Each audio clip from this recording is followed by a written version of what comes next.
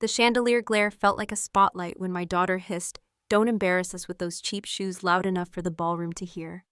I'm Cormac Ellery, 56, a semi-retired engineer who can still smell the sharp tang of champagne on polished wood as I fingered the smooth leather of those shoes.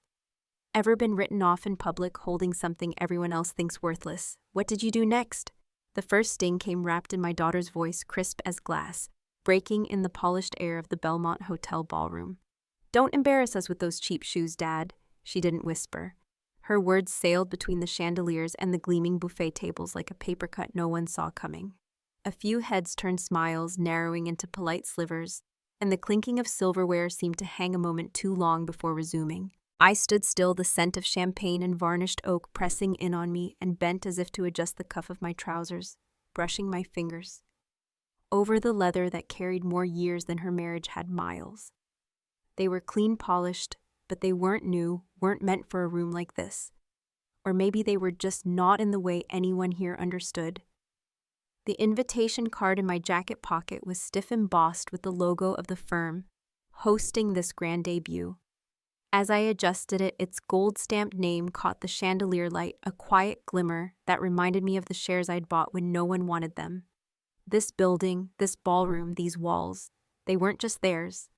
I owned a slice, though no one but Ezra knew it. That truth hummed in the back of my mind as I inhaled the mix of citrus cologne, lilac perfume, and the faint ozone from the hotel's humming air system. I told myself to hold the sting in silence, to see who really looked past me, and who just pretended I wasn't there. Lyra stood a step away, posture perfect. Her dark hair caught in a knot, so smooth it might have been sculpted. Her smile was strained, the kind you put on when someone's watching. Beside her, Arden wore his tailored suit like armor, his hand on the stem of his wine glass, his eyes skating over me with something between pity and irritation. Corliss Drew made his entrance with the confidence of a man who thought every surface reflected only him. His eyes, sharp and cold, flicked over me before he leaned in close, murmuring under his breath as he passed, "Men like you just clutter places like this." He didn't wait for a reply. His cologne, spicy and loud, trailed behind him, a deliberate mark of disdain. I didn't answer. I let the words slide past like a draft from a cracked window.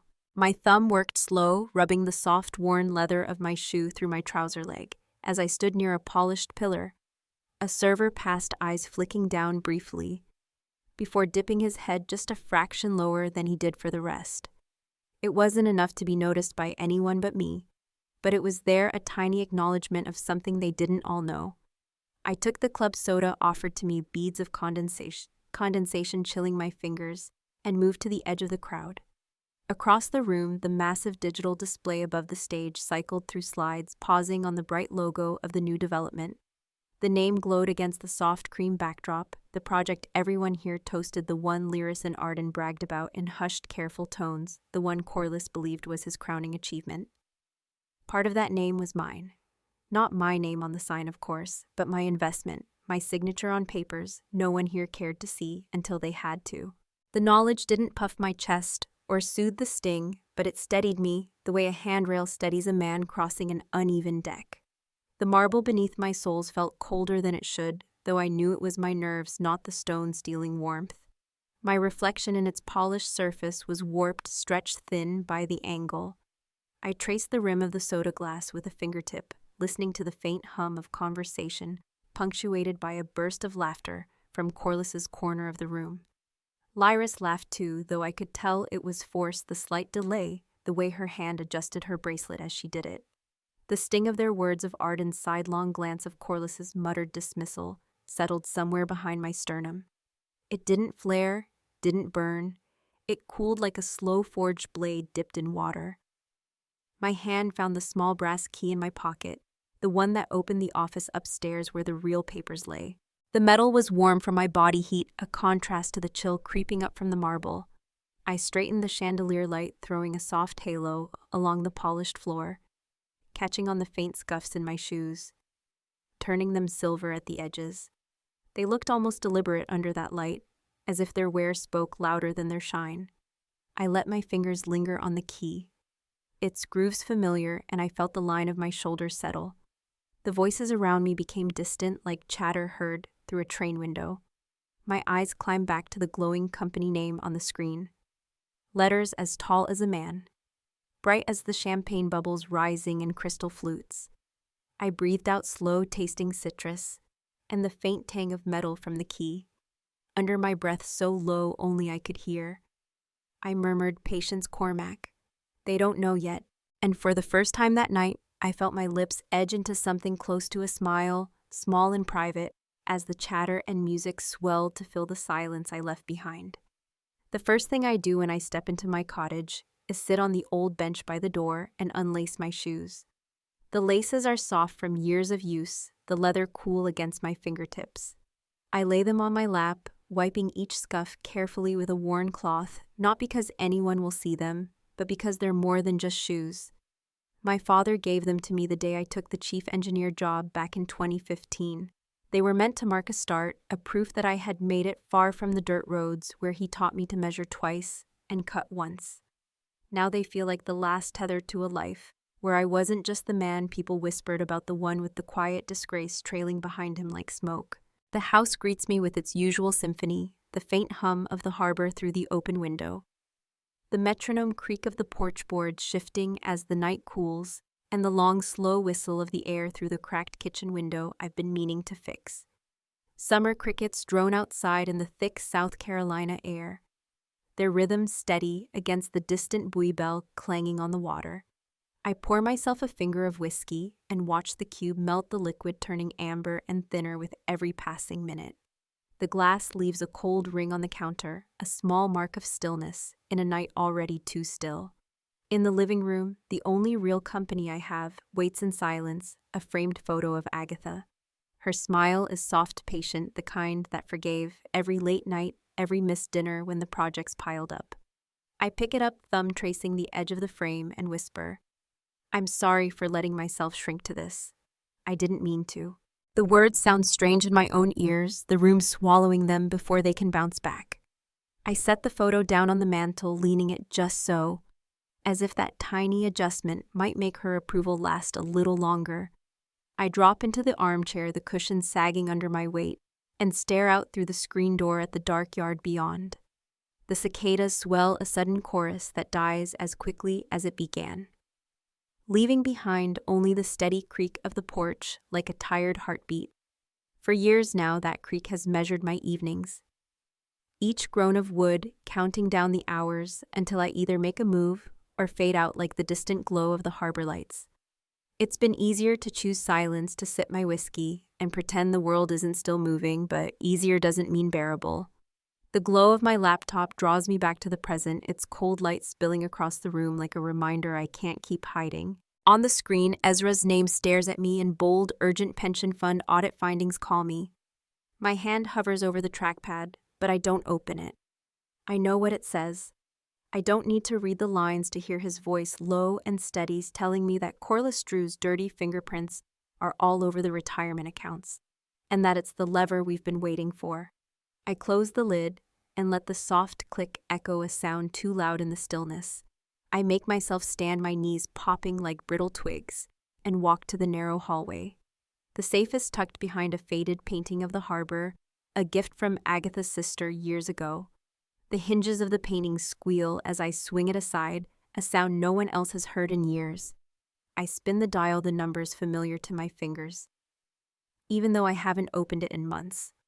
The door swings open with a muted thunk, and the papers inside gleam faintly under the hall light.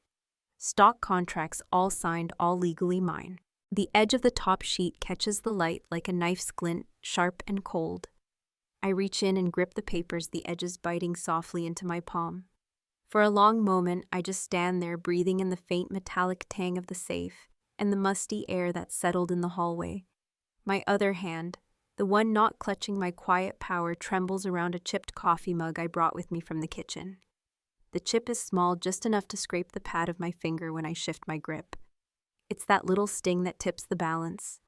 I'm tired of waiting, of listening to floorboards and crickets count the days I've wasted. I set the mug down, take the phone from my pocket, and dial Ezra. The line clicks static, bleeding in before his gravelly voice cuts through, steady as ever despite the years. Tomorrow, he says, as if he already knows. I finally decided. Pine and Oak Cafe. Time to finish what we started. The line hums once before going dead, leaving only the crickets, the creek, and the faint hum of the harbor to fill the space. I stand there for a while longer, papers in hand, listening to the quiet. The decision settling in my chest, like the last sip of whiskey, warm, steady, inevitable.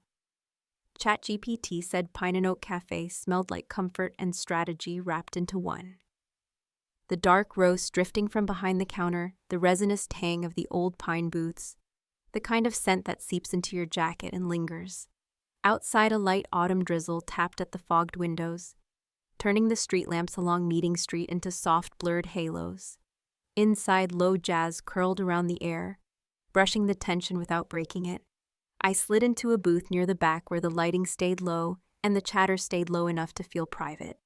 Ezra Kincaid was already there, his weathered hands wrapped around a plain ceramic mug, a chip missing from the rim. The years had thinned him, but his eyes hadn't dulled. They cut through the room like an old hawk, still sharp enough to dive when needed. Without a word, he slid a small USB drive across the table, the metal catching the dim light for a moment before resting between us. "Corliss won't see this coming," he murmured, voice low enough to drown beneath the jazz. "Neither will Arden." His words didn't hold satisfaction, only certainty. I didn't touch the drive yet. My own hand, gripping a cracked mug of black coffee, trembled just enough that he reached across and tapped my knuckles with 2 fingers, steadying the shake.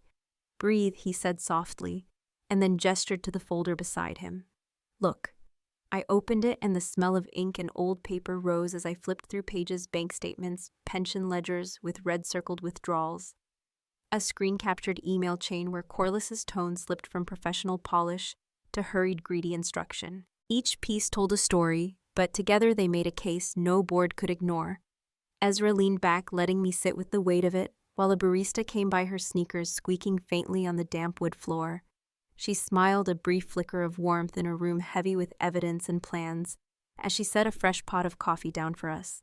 Her kindness landed like a gentle reminder that outside this booth, the world still spun in ways untouched by corporate scheming and family betrayals. I poured another cup, steam rising, and felt the chip on my mug press into my lip when I took a sip. It grounded me more than the caffeine. We spoke in low voices, drafting the timeline on a yellow legal pad. The pen scratched softly over the paper as Ezra mapped the key moments, a timed email blast to every board member, evidence attached and scheduled to land just before the quarterly review. A video compilation documents screenshots Corliss's voice from the leaked call, ready to play during the gala at Belmont. I listened more than I spoke, nodding as Ezra's voice outlined each step, like a man sketching blueprints for a bridge we had to cross without faltering. "Cormac," he said after a pause, leaning closer so the shadow of his jaw fell across the papers. "You've got enough stock to steer this ship now. This isn't about humiliating them. Not Arden, not even Corliss. Do it for your legacy, not revenge. Walk out with your head high, not heavy." His gaze pinned me until I nodded, feeling the truth of his words settle in my chest. The crickets from last night seemed distant here, replaced by the slow tap of rain on glass and the muted hum of jazz weaving through our silence. I traced a fingertip along the edge of the USB drive, the cool metal slick against my skin. My mind flickered to my father's voice, to Agatha's soft laughter when I used to come home late, to the echo of my daughter's sharp whisper about my shoes. Legacy, not revenge. I could carry one without letting the other drag me under. The plan felt firm now, like the first steady beam in a foundation I'd almost forgotten how to build. Then my phone buzzed against the table, jolting the moment. The screen lit up, reflecting off the wet window pane. New transfer from Corliss flagged. Might need to act sooner. The hum of jazz didn't change, but the drizzle seemed louder, each tap on the glass like a countdown. I looked up at Ezra, who didn't ask what it said. He read it in my face. The coffee between us steamed quietly, the cracked rim cool beneath my thumb, as I weighed whether our carefully drawn plan was already too slow. The rooftop charity gala was the kind of event that felt less like celebration and more like theater perfume, hanging heavy in the breeze, mingling with the briny scent of Charleston Harbor below. The laughter, pitched just high enough to carry over the rolling Atlantic wind, came in bursts from polished mouths that never missed a beat. My shoes, those same stubborn pieces of leather, caught glances and half-hidden chuckles again. Arden's smirk was barely disguised, his teeth flashing in the neon reflections, while Lyris averted her gaze, her eyes finding the horizon instead of her father. I could almost hear their thoughts humming beneath the clink of wine glasses. He doesn't belong here. Not anymore. The glow of my phone cut through the sea of sound. Ezra's message, just a single line, filled the screen. Everything's armed. The board will know before dessert tomorrow. The words sat there like a silent anchor, grounding me while chatter and violin music rippled across the rooftop. I slipped the phone back into my pocket, nodding politely to a passing server whose silver tray trembled ever so slightly in the wind. My role tonight wasn't to rise or push, it was to fold in, to let Corliss Drew think I was beaten enough to hand over the keys he thought he deserved. Corliss hovered near the bar, his confidence radiating like the neon signs bouncing off the rooftop glass. He approached with the swagger of a man who believed he'd already won, offering me a document with a flourish that was all for show. An agreement to consider selling, he said, as if the phrasing were a handshake instead of a hollow promise. The paper was slick crisp. My signature was slow but steady as I scrawled my name on the dotted line, the pen scratching softly against the fibers. Corliss grinned as if he'd closed the deal of his life, already turning to sip his drink before the ink dried. My hand resting on my knee brushed the scuffed leather of my shoe. I could almost feel the heat of every whispered insult, every pointed glance burn into the worn seams. The cracks along the side caught the rooftop's shifting neon, glowing faintly red and blue, like they'd absorbed the ridicule itself. I pressed my fingers into the leather, grounding myself in its familiar give, and let the irritation bleed out in a slow exhale. Above us, the gulls circled lazily, their cries weaving faintly through the jazz that floated up from the speakers by the bar. I excused myself with a mild smile and drifted toward the balcony. Out here, the salty wind curled around my collar and slipped beneath my jacket, carrying with it the coolness I couldn't find inside. The harbor stretched below its inky surface, rippling under the neon lights, each wave painting streaks of pink and blue that faded as quickly as they formed. I leaned against the rail, the metal cool beneath my palms, and felt the tremor in my hand ease as the wind bit gently at my knuckles. The stem of my glass tapped once against the railing, an accidental rhythm drowned by the wind. Charleston's skyline glowed to the west, its mix of historic charm and modern ambition flickering like a reminder of what I'd built, what I still quietly held. I looked down at the water, the faint hum of a ship engine rolling across the waves, and whispered into the breeze, barely moving my lips. One more day. Then they'll see who really owns this place. The words disappeared into the gust, carried out toward the open Atlantic, where no one could twist them, no one could hear but the waves. Behind me I could hear Corliss laughing, his voice cutting through the rooftop music like a saw through thin wood. Arden murmured something low to Lyris, who nodded without looking in my direction. The party carried on as if I were already a footnote, a fading shadow against the neon and the glass. I stayed by the rail, sipping from my glass, until the last cube of ice melted the faint salt of the wind seeping into every breath. Then my phone lit up again, the vibration, a low hum against the railing. The screen glowed against the night air. Tomorrow, Marco's ballroom. Bring Ezra, be ready. The neon reflections seemed to pulse in time with the words as the gulls cried once more overhead. I slipped the phone back into my pocket, letting my hand linger there as the message settled in my mind. The harbor below rolled on dark and restless as I stood in the wind, waiting out the final hours before the curtain would rise. The boardroom always felt colder than it should, but that morning, the fluorescent lights turned it into something almost surgical, too bright for an hour when most of Charleston was still waking. I let the brightness work in my favor. My frayed blazer, my worn leather shoes, the scuffed briefcase with a hinge that clicked every time I set it down. They all looked more ragged under that light, like props in a play I'd agreed to star in. It was the perfect camouflage for a man they'd already dismissed, the relic they assumed would take whatever crumbs they offered and retreat quietly into the salt air. Through the steel-framed windows, the bay glimmered a pale November sun, throwing cold light on the rippling water. The city felt distant from up here, its hum replaced by the soft thud of padded chairs being pulled back and the murmur of board members adjusting their papers and checking their watches. The faint scent of fresh coffee wafted from the sideboard, but it didn't mask the undertone of polished metal and recycled air that always made this room feel detached from the harbor it overlooked. I sat near the end of the table, silent fingers tracing the groove on my briefcase handle as I listened to Corliss Drew hold court. Corliss leaned forward, elbows resting confidently on the lacquered wood, his cufflinks catching the light. "Cormac," he said, with the easy tone of a man who thinks the conversation is already over, "this is for the best. You'll finally have peace and retirement. Charleston's changed, old man. This isn't the city you built your career in." His chuckle was low, just loud enough to be shared with the members who smirked along with him, their eyes skimming over me as if I were a figure in a painting instead of flesh and bone. One or two glanced away, their expressions tightening just enough for me to clock it. Not everyone was as convinced by Corliss's theater. I offered a nod that was half deference, half distraction. "Peace does sound nice," I said quietly, letting the words hang limp, my tone giving him exactly what he wanted to hear.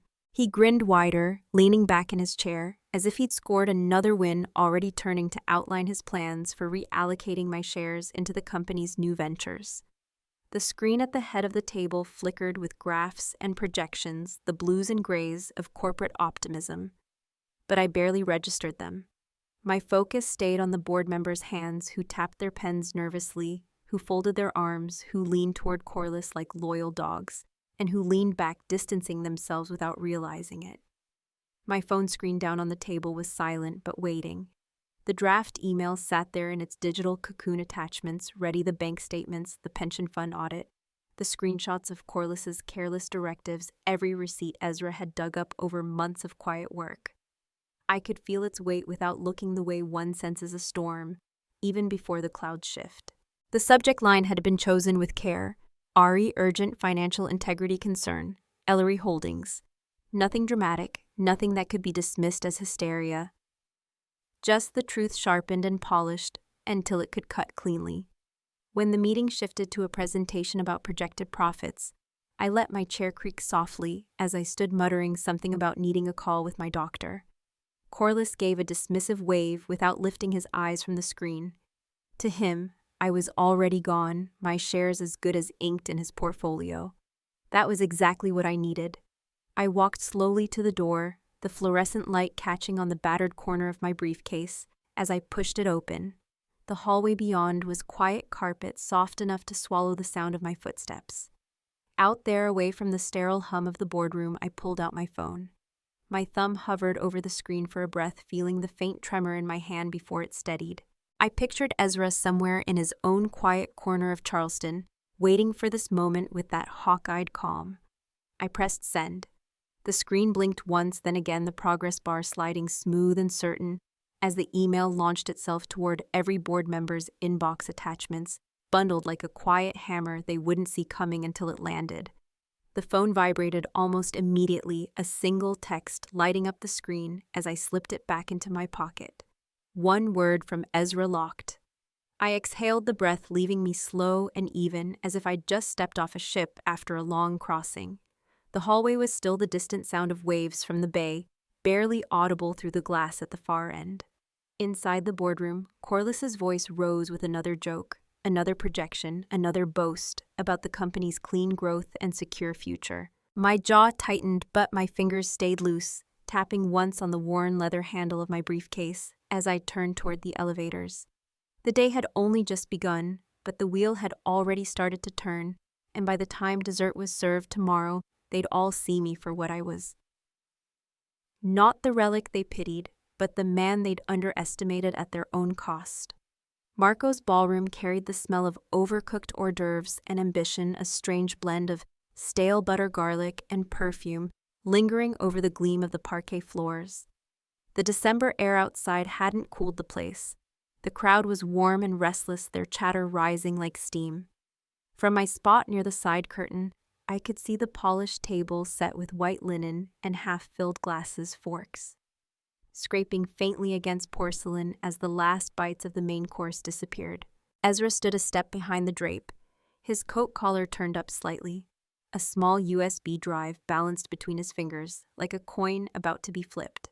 His eyes, sharp and steady, despite his 65 years, stayed fixed on me, waiting for my cue. Behind me, I caught Arden's voice, pitched low, but not low enough. "He's just here for the free shrimp," he murmured to someone I didn't need to look to know. Lyris was beside him, her polite nod hiding embarrassment. Always clinging. The words slid across the room like condensation down a chilled glass, unnoticed by most, but settling heavy in my chest. I let my shoulders loosen anyway, my thumb brushing the crease in my shoe as I leaned against the wall. The leather, worn and cracked now, felt more like armor than shame. Corliss Drew raised his glass near the center of the room, the glint of the crystal catching in the chandeliers overhead. His smile was broad teeth, flashing like he'd just claimed another victory. To clean futures and bold expansions, he declared, his voice a touch too loud for the size of the room. The scattered applause was automatic, more a reflex than enthusiasm. I watched as he took a deliberate sip, his cufflinks winking in the light, unaware of the reel waiting in Ezra's coat pocket. The screen had been dressed for the occasion, billed on the evening's program as a tribute montage for long-serving team members, a highlight reel meant to soften the gala before the dessert and final toasts. Few paid attention as the staff wheeled it into the corner earlier, just another bit of theater in a night full of it. I waited for Corliss's chuckle to settle his shoulders to drop as he basked in the room's attention before my finger found the discreet brass button by my chair, the one meant for signaling a waiter. The lights dimmed almost instantly, the hum of the overhead bulbs fading as the ballroom stilled. Forks and glasses paused midair. A flicker of static danced across the screen, the hush in the room deepening as Ezra stepped back from the curtain, his silhouette barely outlined by the glow. The first slide appeared a series of email headers dates, circled in red subject lines reading pension allocations, urgent and report draft, do not distribute. The names were clear. Corliss's address prominent, the timestamps lined neatly like nails in a row. Whispers rippled. A wine glass slipped from someone's fingers, the sharp crack of stem against tile, jolting the silence before it was swallowed again. The next images rolled out slow and deliberate bank statements with red underlines, tracing withdrawals that didn't match any approved budget's receipts linking back to shell vendors. Corliss's signature looping across each authorization. The murmurs grew, the shuffle of feet mixing with the distant hum of the hotel's heating system, a sound suddenly too loud in the stillness. Then the audio began, tinny at first through the speakers but clear enough. Corliss's voice, confident and careless, bury the pension report. "It's a hiccup, not a headline. No one needs to know until we're past the audit." Laughter followed Arden's low and complicit. "He'll never know. He's too busy staring at his own dust collecting." The sound seemed to drain the warmth from the room. Lyris's head turned sharply toward her husband, her lips parting in silent disbelief. Slide by slide, the video built its case, each transition punctuated by the faint scrape of a fork. Set down a little too quickly, a cough muffled into a napkin. And then the final image filled the screen, stark and unadorned, majority stakeholder Cormac Ellery, 38% silent ownership. The font was simple, the background plain white. It didn't need flourish. The weight of it hit harder in its simplicity. Gasps broke through the hush like waves hitting the seawall. A fork hung frozen halfway to a woman's mouth, her knuckles pale around the handle. Lyris's breath caught audibly, a sharp inhale she couldn't stifle. Arden, face drained of color, stumbled back a step, his heel catching the leg of a chair as his glass wobbled in his hand. Corliss, jaw slack for a beat too long, lunged forward, his polished shoes squeaking on the floor as he grabbed at the screen's power cord. His fingers fumbled with the plug, the frantic scrabbling loud against the muffled quiet, until Ezra stepped just enough into view to let Corliss see him shake his head, once slow and deliberate. The screen stayed lit, the final slide holding like a spotlight. The crowd didn't move, eyes shifting between Corliss, Arden, and me. Me standing calm by the wall, hands loose at my sides, shoes scuffed but planted. I met their stares without speaking. Letting the silence settle heavy, letting the truth do all the talking. The chandelier light glinted off the cracked leather at my feet. As I shifted my weight just enough to feel the familiar give of the soles beneath me, in that stillness as the murmurs began to rise, I held my breath for a count, then another, waiting for the first ripple to break. The room was frozen, caught between the world it thought it knew and the one I had just laid bare. Every eye turned, and for the first time in years, none of them looked through me. They only stared. The scent of fresh paint clung to the walls of the Charleston Chamber of Commerce press room, mixing faintly with the sterile tang of printer ink from the table stacked with handouts. The overhead lights were softer than the fluorescence I'd endured in too many boardrooms, warm enough to take the edge off the January chill seeping through the windows. At the front, the podium waited a simple wooden stand set beneath a banner bearing the city's seal. I could feel the weight of my shoes, those same cracked polished leathers as they pressed against the carpeted stage, anchoring me as murmurs from local press and civic leaders floated through the space. On the easel beside me stood a mock-up of the Ellery Community Fund Center. Bold lettering framed a faded black and white photo of my father, from the mid-1980s, hammer poised over a roof beam on a job site, his grin caught by some long-forgotten photographer. The image tugged at my chest harder than the hum of cameras warming up or the soft shuffle of notepads being opened. Ezra stood at my side, his hand briefly pressing against my back, steadying me without words. His thin smile was aimed not at me, but at the reporters, a quiet acknowledgement that this moment was for me, not for him. When the room hushed, I stepped up to the podium. The microphone crackled softly, a dry static that cleared with a tap of my thumb. My voice, when it came, was calm and even layered with a weight I hadn't felt in years, but no longer feared. I didn't come back for revenge.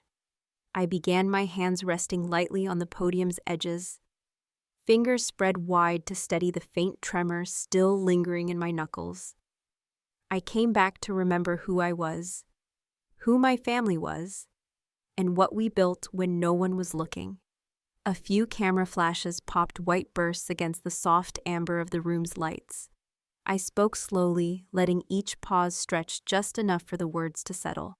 I told them what I hadn't told anyone yet outside of Ezra, that I was stepping away from the company, cashing out my shares, and redirecting half the profits into something that would last longer than any ledger entry. Scholarships for students who want a craft, not just a degree. Vocational training for those willing to build with their hands. Rehab grants for the homes the city forgets, but that families still cling to. I said the list deliberate but unadorned. The applause started hesitantly, as if the room needed permission, then grew, the sound bouncing gently against the newly painted walls. I let it roll for a moment, my gaze settling on the front row, where a civic leader nodded, pen tapping quietly against his notes. Out of the corner of my eye, I saw movement at the back. Lyris. Her hair pulled back, a shadow of her usual poise, replaced by something unreadable. She lingered by the door until the clapping softened, then moved down the aisle. Her heels hushed against the carpet. She stopped a few feet from the podium, her voice low enough that only I could hear. Over the last rustle of notebooks. I didn't know, she said, her eyes shining, not with the sheen of pride she once guarded, but with something closer to remorse. I'm sorry. Her words weren't rehearsed. I could hear it in the slight catch in her breath, the tremor she didn't bother to hide. I didn't answer right away. Instead, I reached down to the leather satchel at my feet and drew out a polished wooden shoebox. Its lid caught the warm light, the grain gleaming as I set it on the podium. Slowly, I opened it and removed my father's old shoe brush, its bristles still darkened from years of work. I placed it gently beside the microphone, a quiet artifact, more eloquent than any speech I could give. The cameras clicked softly, but no one spoke. Lyris's eyes moved from the brush to my face, searching. After a long moment, her voice broke the quiet. Are you leaving Charleston? Her tone was tentative, a mixture of curiosity and something I couldn't quite name, hope maybe, or fear. I looked out at the rows of faces, at Ezra's calm silhouette by the side curtain, and then back to her. Not just yet, I said, my voice low but firm. The faint rasp of the microphone carrying the words to the back of the room. The weight of the wooden balk, the warmth of the press lights, and the soft hum of Ezra's steady presence grounded me. For the first time in a long while, the room didn't feel like a stage. It felt like a foundation. The road wound along the South Carolina coastline, a thin ribbon of cracked asphalt tracing the edge of the Atlantic. The sun hadn't yet climbed fully, and the light was a soft gray, the kind that leaves the sea and sky almost indistinguishable. My bag rested in the back seat, the polished wooden shoebox beside it shifting gently with each turn. In the mirror, Charleston shrank mile by mile, its skyline receding, until it became no more than a smudge against the morning haze.